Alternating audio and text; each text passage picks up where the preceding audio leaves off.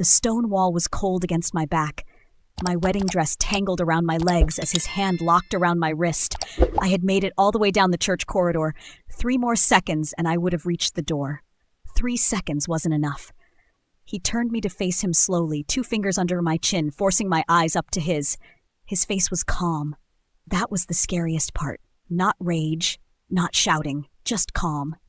Like catching a runaway bride was something he did every Tuesday. "You ran?" he said quietly. My voice shook. "I'm not your property." Something moved behind his eyes. Not anger, something colder. "You became mine the moment you said, 'I do.'" He released my chin. Then he took my hand, opened my palm, and placed something small and cool inside it. Metal. Circular. A tracker. He stepped back, straightened his jacket. "You have 48 hours to come back to me willingly." His voice dropped even lower. "Or I hunt you." Then he smiled just slightly and said the word that froze my blood. "Run." So I did. I didn't stop moving for 6 hours. First, I ripped off the bottom half of the dress so I could run properly. Then I found a gas station bathroom, cut my hair with nail scissors I found in a trash bin, and bought a hoodie from a donation box outside a church. Not that church. A different one. I paid cash for everything. A burner phone from a corner store. A bed at a motel that didn't ask for ID. No cards. No apps. No digital trail. I told myself I was invisible. But at the train station the next morning, a man in a gray coat brushed past me in the crowd. I didn't look at him. Then I heard it. Soft, like he was talking to himself, but the word was unmistakably mine. My name. My real name. Not the fake one I'd given the motel. I spun around, but he was already gone, swallowed by the crowd. My heart hammered. I hadn't used my name anywhere. I hadn't told anyone. That's when the truth landed like a stone in still water. He wasn't chasing me. He was predicting me. Running gives you too much time to think, and thinking kept pulling me back to things I didn't want to remember. The wedding had been arranged in 3 weeks. 3 weeks. My father had handed me a contract the night before and told me to sign without reading it. I'd seen the name Luca Vitale at the top and felt the room tilt beneath me. Everyone knew that name. Nobody said it out loud in our neighborhood. I had asked my father why. He hadn't answered. He just looked at his hands. Now, hiding in a motel room with the curtains pulled shut, I finally let myself think about that look on his face. It wasn't the look of a father giving away his daughter. It was the look of a man settling a debt. He hadn't chosen Luca for me. He had traded me to him. The contract I'd signed without reading. What did it actually say? What was I worth in numbers on a page? And more importantly, who exactly had my father owed enough to hand over his own daughter as payment? I needed answers. But first, I needed to stay alive long enough to find them. On the second day, I called Sophia. We had grown up on the same street. She was the one person I trusted who had no connection to my father's world. She answered on the second ring, didn't ask questions, and gave me her spare key. For 12 hours, I actually slept. Then at 2 a.m., the front door came off its hinges. I was already moving before I fully woke up. Some instinct had kicked in. I grabbed my bag and pressed myself into the corner behind the wardrobe. 2 men swept through the apartment. Big. Fast. Not in Luca's colors. I had spent enough time around my father's people to know the difference between organizations. These men didn't belong to Luca Vitale.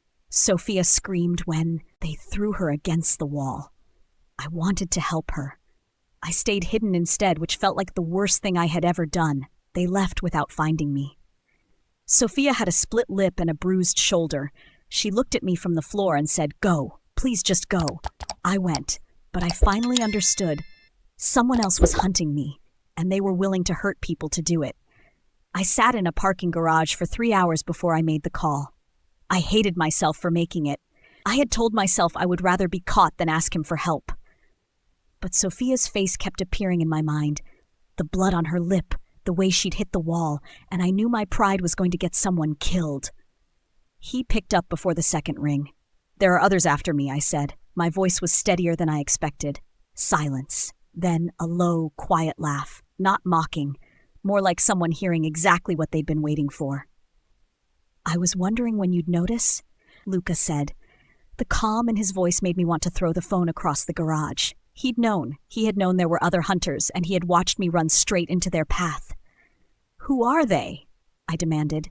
People who want what you carry without realizing you're carrying it.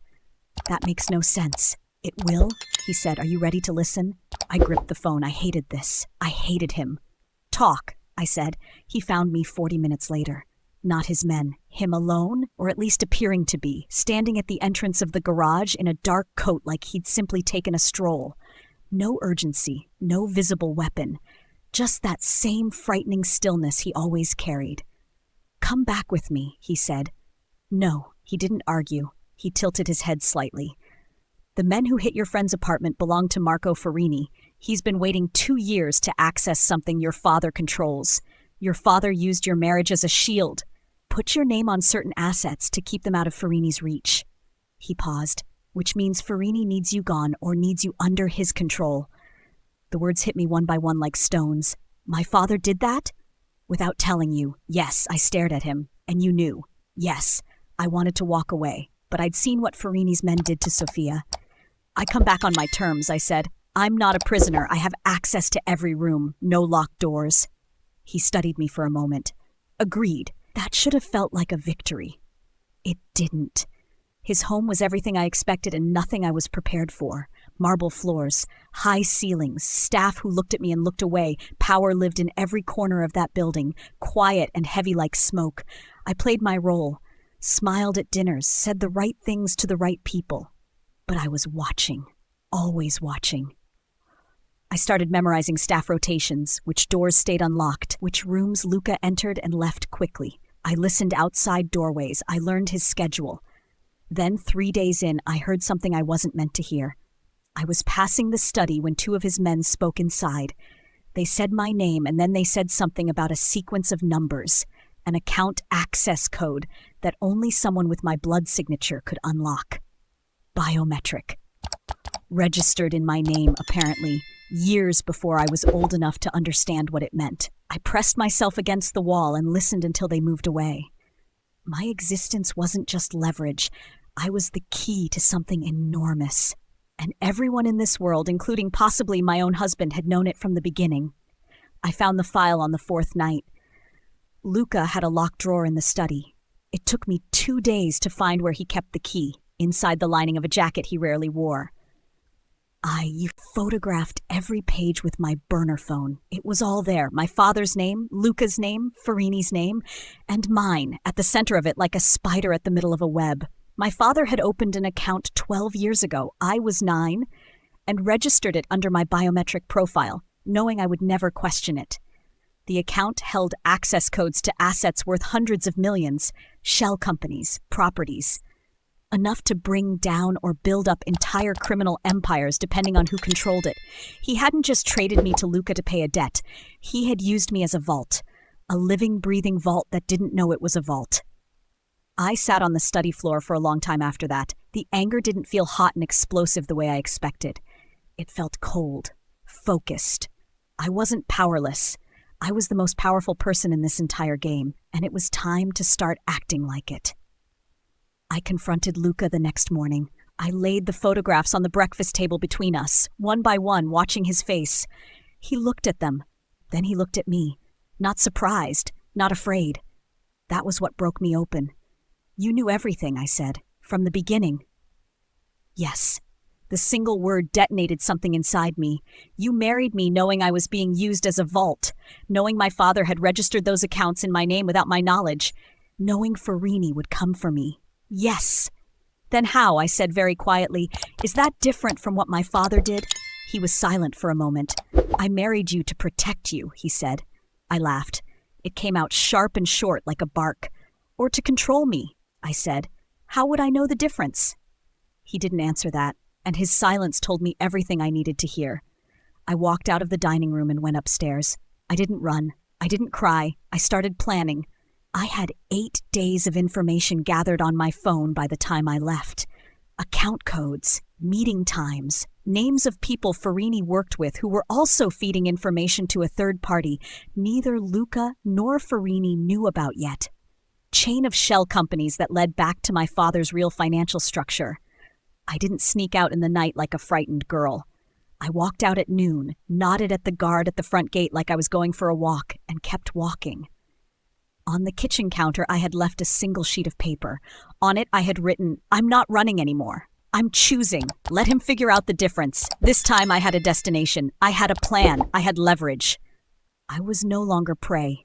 I was a player who finally understood the game, and I had every intention of winning it on my own terms. For the next 5 days, I moved like a ghost with a purpose. I reached out to a journalist I had once heard my father mention with fear in his voice, a woman named Carla Reyes, who had been investigating financial crime for 11 years and had nearly been silenced twice. I sent her 3 files. Not everything. Enough to light a fire. Then I sent anonymous tips to 2 of Farini's rivals, suggesting that Farini had been skimming from their shared accounts.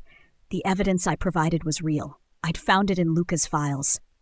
Within 48 hours, Farini's organization began to crack along its seams. And Luca? I knew he was watching. I could feel it, the same way I'd felt it at the train station on the first day. But this time there was something different in the feeling. The presence behind me didn't feel like a hunter closing in. It felt like someone who had stopped running after me and started watching instead. Almost like he was impressed. Good, I thought. Let him watch. He found me on the 6th day, outside a coffee shop in a part of the city where neither of us was supposed to be. He sat down across from me without asking. I didn't stand up. "You said you'd hunt me," I said. "I did." He held my gaze, and I found someone much stronger than I expected. I studied him. The usual stillness was there, but something else had shifted, something in the way he was sitting across from me instead of standing over me. "You could have handed me over to Farini," I said, "the moment I became more trouble than I was worth." "Yes, but you didn't." "No." I turned my coffee cup slowly in my hands. "Why?" He was quiet for a long moment. Then, "Because you were right. There's a difference between protecting someone and controlling them." I confused the two. I wasn't ready to accept that completely, but I filed it away. "I need your access to take my father down," I said. "And you need my biometric codes to close the accounts before Farini gets to them." He nodded slowly. "Then let's finish this," I said. We moved on my father together, not side by side, separately, in parallel, like 2 people who had agreed on a destination but were taking different roads. Luca froze the accounts using my biometric authorization, cutting Farini off from the assets permanently.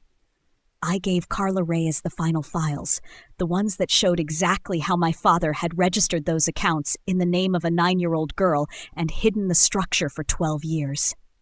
The story broke on a Thursday morning. By Friday, my father's name was on every financial news channel in the country. By Saturday, investigators had seized 3 of his properties. By Sunday, Farini, exposed by the leaked information about his own skimming, had bigger problems than me.